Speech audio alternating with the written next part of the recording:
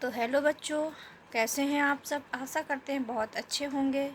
तो बच्चों, आज हम 8th क्लास की हिंदी की बुक का चैप्टर नंबर 16 पढ़ेंगे, दुख का अधिकार, जिसमें एक बूढ़ी स्त्री की व्यथा का चित्रण किया गया है। इस प्रस्तुत कहानी में एक गरीब बुढ़िया की व्यथा का गरीब बूढ़ी स्त्री की व्यथा का बहुत ही मार्मिक चित्रण किया गया है। और इस चैप्टर के जो लेखक हैं वो हैं यशपाल जी। तो चलो बच्चों, हम चैप्टर को शुरू करते हैं।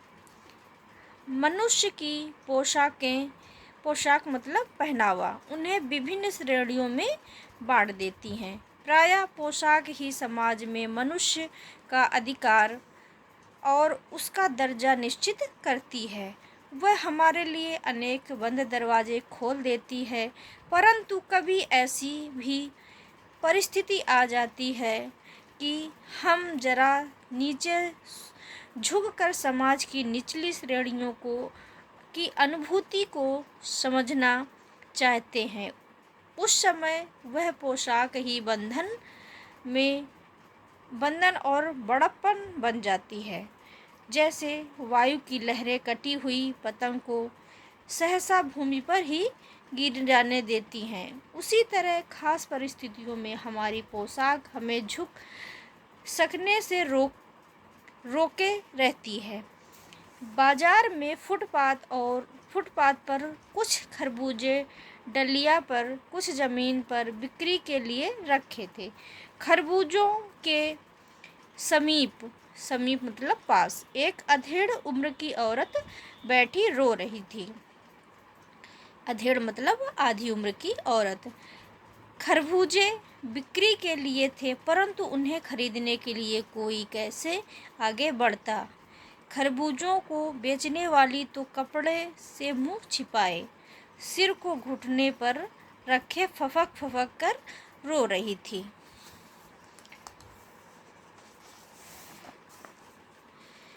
एक आदमी ने घृणा से एक तरफ थूकते हुए कहा, क्या जमाना है, जवान लड़के को मरे पूरा दिन नहीं बीतता और यह बेहया दुकान लगाकर बैठी है।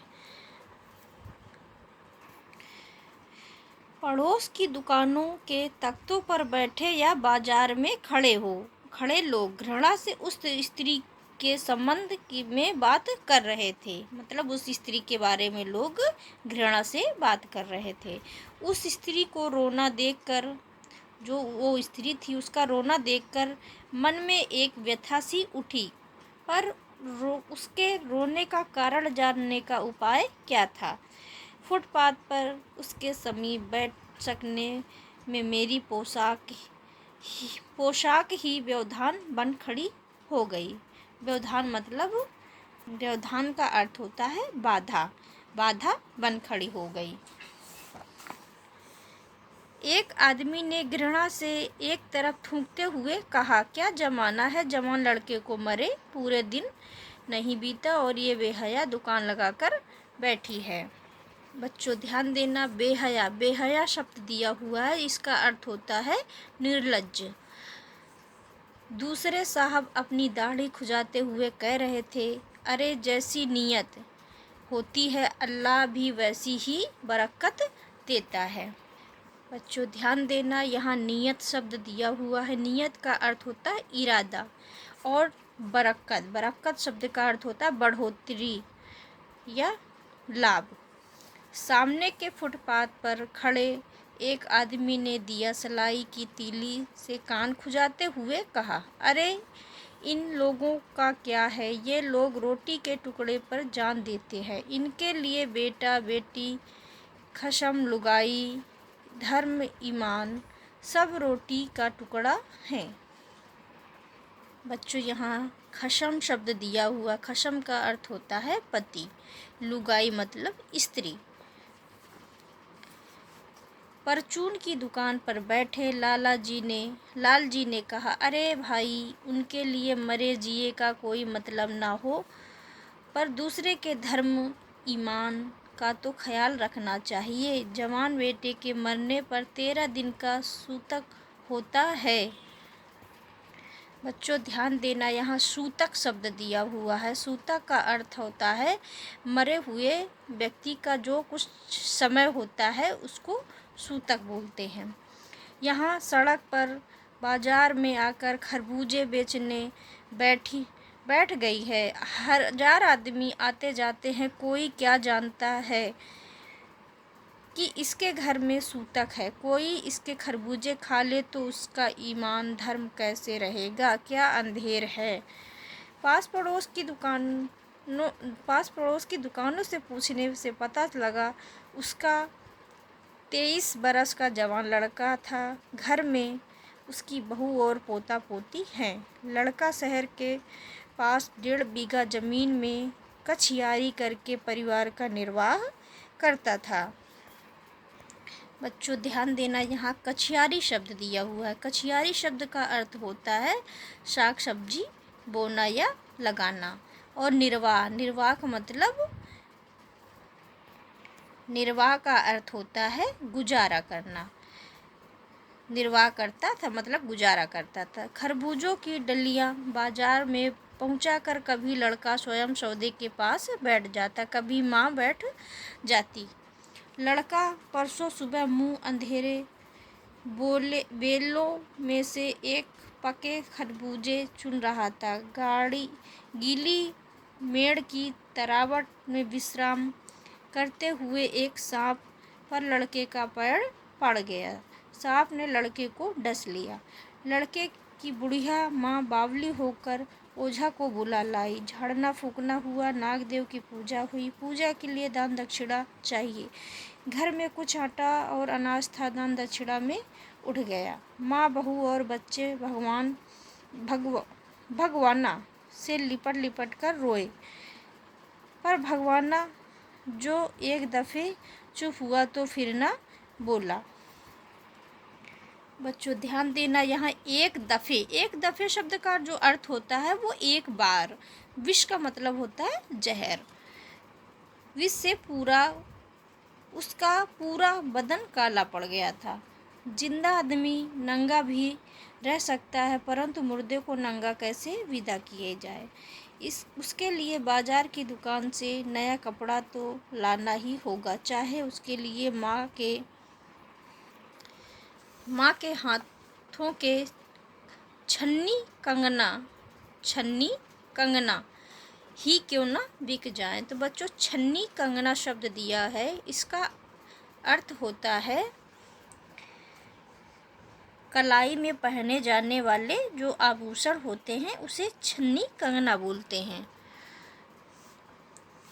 भगवाना परलोक चला गया। घर में जो कुछ चूनी भूसी थी सो उससे विदा करने में चली गई। बाप नहीं रहा तो क्या। लड़के सुबह उठते ही भूख से बिलबिलाने लगे। दादी ने उन्हें खाने के लिए खरबूजे दिए, लेकिन बहू को क्या देती। बहू का बदन बुखार से तवे की तरह तप रहा था। अब बेटे के बिना बुढ़िया को दुवन्नी चवन्नी भी कौन उधार देता। बुढ़िया रोते रोते आंखें पोंछते पोंछते भगवाना के बटोरे हुए खरबूजे डलिया में समेटकर बाजार की ओर चली। और चारा भी क्या था। चारा का मतलब होता है उपाय।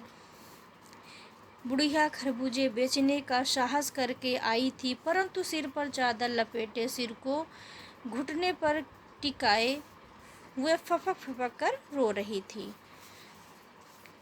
कल जिसका बेटा चल बसा, आज वह बाजार में सौदा बेचने चली है। हाय रे पत्थर दिल। उस पुत्र वियोगनी शब्द का अर्थ होता है दुखियारी।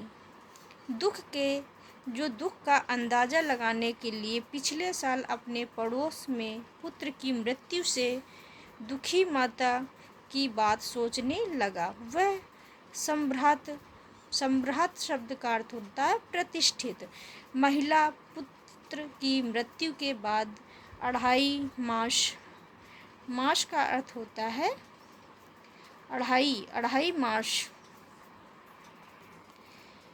मास तक पलंग से उठ ना सकी थी।